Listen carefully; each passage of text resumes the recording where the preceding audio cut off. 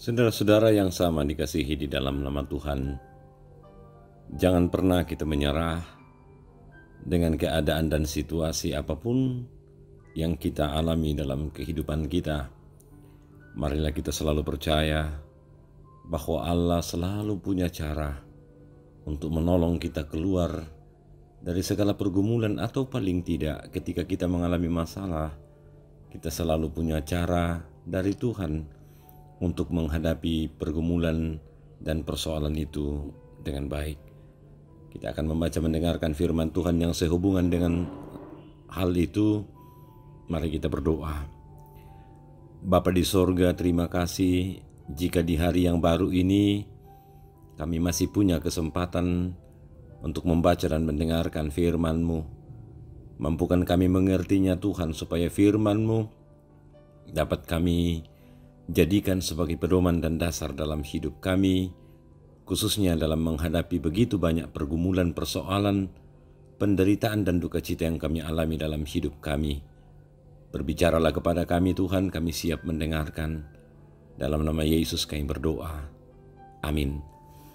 Firman Tuhan dari Mazmur pasal 119 ayat 81 sampai 88. Habis jiwaku merindukan keselamatan daripadamu, aku berharap kepada firman-Mu. Habis mataku merindukan janji-Mu, aku berkata, bilakah Engkau akan menghiburkan aku? Sebab aku telah menjadi seperti kirbat yang diasapi, namun ketetapan-ketetapan-Mu tidak kulupakan.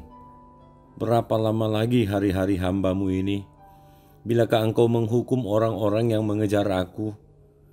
Orang-orang yang kurang ajar telah menggali lubang bagiku. Orang-orang yang tidak menuruti Taurat-Mu. Segala perintah-Mu dapat dipercaya. Mereka mengejar aku tanpa alasan. Tolonglah aku. Hampir saja mereka menghabisi aku di bumi, tetapi aku tidak meninggalkan titah-titah-Mu. Hidupkanlah aku sesuai dengan kasih setia-Mu, supaya aku berpegang pada peringatan yang Kau berikan. Amin. Saudara-saudara, ada pengalaman yang sebagian besar orang pernah mengalaminya. Masa di mana segala sesuatu membosankan, menjemukan, itu saja dan seterusnya. Melakukan sesuatu tetapi merasa sia-sia, untuk apa? Pemazmur seperti berada pada masa, waktu dan kondisi seperti itu. Orang-orang yang membencinya dan selalu punya cara untuk menjatuhkannya selalu ada dalam hidupnya. Dan yang sangat mengecewakan bagi pemazmur adalah orang-orang yang merupakan pembenci-pembenci itu adalah orang-orang yang jauh dari Tuhan dan tidak menuruti firman Tuhan. Iman dan ketaatan pemazmur seperti tergoncang melihat kenyataan seperti itu. Menyerah ke pemazmur? Ternyata tidak. Pemazmur mengubah cara berpikirnya terhadap kenyataan seperti itu. Pemazmur tidak lagi melihat kekuatan besar pembenci di sekitarnya. Ia mengarahkan hatinya untuk kembali mempercayai Tuhan. Ia bahkan kemudian memuji-muji Tuhan dan firman-Nya yang tidak pernah berubah dalam masalah apapun dalam hidupnya. Dalam setiap ayat dalam Mazmur yang kita baca ini, pemazmur menyatakan sedu-sedannya, tetapi tidak lupa mengungkapkan harapan-harapannya kepada Tuhan. Ia memohon pertolongan, tetapi sekaligus janji untuk setia. Ia percaya bahwa Allah dan firman-Nya adalah kekal. Tidak sama dengan apapun yang ada di dunia ini, termasuk pembenci-pembencinya, serta beban dan masalah-masalah sebesar dan sekuat apapun wujudnya hari-hari ini. Marilah kita juga, saudara-saudara, juga percaya kepada Tuhan dengan cara seperti ini, supaya kebosanan, merasa tidak dibutuhkan, merasa sia-sia, bahkan diabaikan, hilang dari hidup kita, karena Tuhan selalu menganggap kita penting untuk pekerjaan dan karyanya. Selemah apapun kita, saudara-saudara, Tuhan selalu punya cara untuk membuat kita kuat dan berarti dalam kehidupan ini. Amin. Mari kita berdoa. Terima kasih untuk firman-Mu Tuhan. Kami diajarkan bahwa seberat apapun pergumulan kami, seberat apapun penderitaan kami Tuhan, sepertinya jalan yang kami tempuh sudah sangat berat dan kemudian memberati kami, membuat kami hampir putus asa, membuat kami kehilangan pengharapan. Tapi berikan kami kesempatan Tuhan untuk melihat segala sesuatunya dengan kehadiran-Mu dan firman-Mu yang kekal dalam hidup kami. Sehingga dengan cara berpikir seperti itu kami menganggap bahwa apapun yang bentuknya dan munculnya sekarang ini dalam kehidupan kami dalam bentuk yang sangat besar, maka tidak ada sesuatu yang lebih besar daripada kekekalan-Mu ya Allah, dan kekekalan dari firman-Mu yang berlaku juga bagi kami yang lemah dan terbatas ini. Berkati seluruh jemaat-Mu Tuhan dalam setiap pergumulan dan tantangan hidup yang mereka alami, yang kami semua alami. Ada di antara kami Tuhan yang berduka karena ditinggalkan orang-orang yang kami kasihi. Ada di antara kami yang masih berada dalam kelemahan tubuh. Antara lain kami mau berdoa, mendoakan Nyonya Mary Petongloan, Nyonya Alfrida Embong, Angki, Nyonya Esther Zainuddin, Nyonya Dorce Tumembo, Diaken Nyonya Cehadengen, Nyonya Matius Ruru, Ibu Evi Rama, Bapak T. Randi Lolo, Bapak Yusuf Rante, Bapak Oni S. Lakbur Lawal, Saudara Liliani, Nyonya Palimbunga, Bapak Nathan Sambo, Bapak Yesa Lulinggi, Oma Keti, Nyonya Margareta Kobong, Bapak Karel Paranuan, Nyonya Ludia Kandola, Bapak Stefanus Pakurung, Nyonya Margareta Sara, Ibu Matilda Timisela, Nyonya JS Bane, Saudara Nathan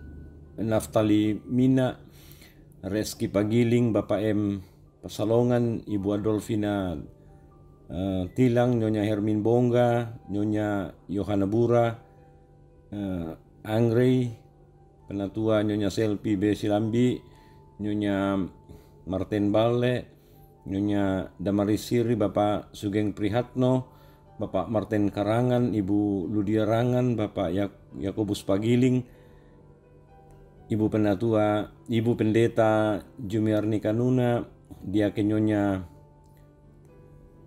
Seltiana Robi, Saudara Erlin Simanjuntak, Nyonya Peter Tena, Bapak Dharma Lele Padang dan Joshua, Ibu Lusito Susi, Bapak Tonapa, Nearon, dan mungkin ada yang tidak sempat kami sebutkan namanya. Tuhan berkati, Tuhan kasihi, sehingga mereka tetap merasa berarti di hadapan Tuhan sekalipun mereka sakit, berduka cita dan bergumul, sehingga masa depan kami Tuhan bukan diukur dari keadaan apapun yang kami alami sekarang ini, tetapi kami menjadi berarti di hadapan Tuhan karena Tuhan selalu punya cara untuk memberikan kekuatan dan pengharapan bagi kami semua.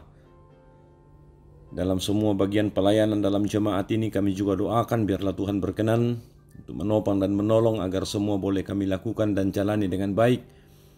Bahkan di masa-masa pandemi ini Tuhan, ketika kami harus lebih ketat lagi menjaga protokol kesehatan, kami lebih banyak di rumah. Biarlah Tuhan dalam kondisi-kondisi seperti ini kami melihat yang terbaik untuk kesehatan kami dan juga menjaga kesehatan orang lain yang ada di sekitar kami. Sehingga di masa pandemi COVID-19 ini Tuhan adalah cara Tuhan sendiri untuk memberikan kepada kami pengendalian diri dan juga mengendalikan berbagai hal yang di masa-masa yang lalu tidak pernah kami alami, supaya dengan demikian kami mengambil sikap yang positif dari berbagai hal yang terjadi di sekitar kami. Bapa di surga, kami juga mau berdoa mendoakan kehidupan dan masa depan kami. Ingatkan kami Tuhan, Engkau dan firman-Mu adalah yang kekal dan merupakan tujuan iman dan pengharapan kami, sehingga apapun pergumulan yang kami hadapi sekarang ini tidaklah menjadi berarti ketika kami memandang bahwa Tuhan pasti akan memberikan yang terbaik bagi kami. Kami mau berdoa untuk keluarga kami, orang-orang yang kami kasihi, dimanapun mereka ada. Tuhan juga tetap memberkati. Berkati perjalanan hidup kami hari ini Tuhan, biarlah tetap dapat kami jalani dengan baik. Ampuni salah dosa kami Tuhan, terima kami. Kami berdoanya di dalam nama Yesus Tuhan dan Juru Selamat kami yang hidup. Amin.